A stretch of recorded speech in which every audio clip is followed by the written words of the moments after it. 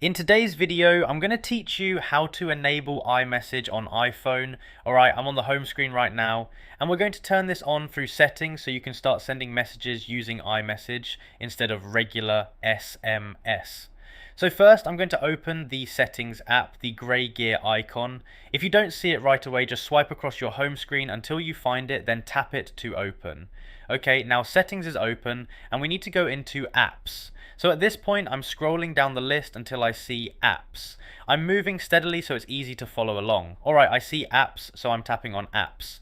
Now we're on the apps screen and we need to find messages.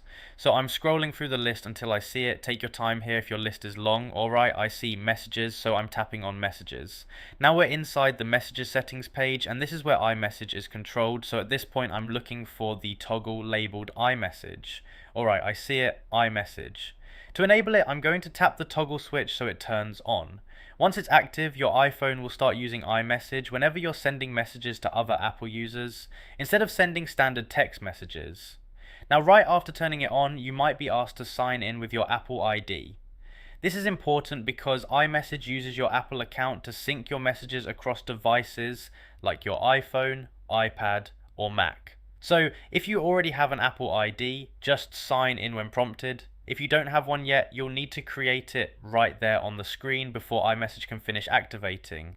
I like to pause here for a moment because sometimes activation can take a few seconds and you might see a waiting for activation message. That's normal, so just give it a bit of time and make sure you're connected to Wi-Fi or mobile data while it completes. Once it's fully activated, you'll be able to send messages that show as blue bubbles instead of green ones when talking to other Apple users. That's how you know iMessage is working properly. And that's it. There's no save button here, so once you turn on iMessage and sign in with your Apple ID, it activates automatically. You can exit settings anytime, and your iPhone will now use iMessage for supported conversations.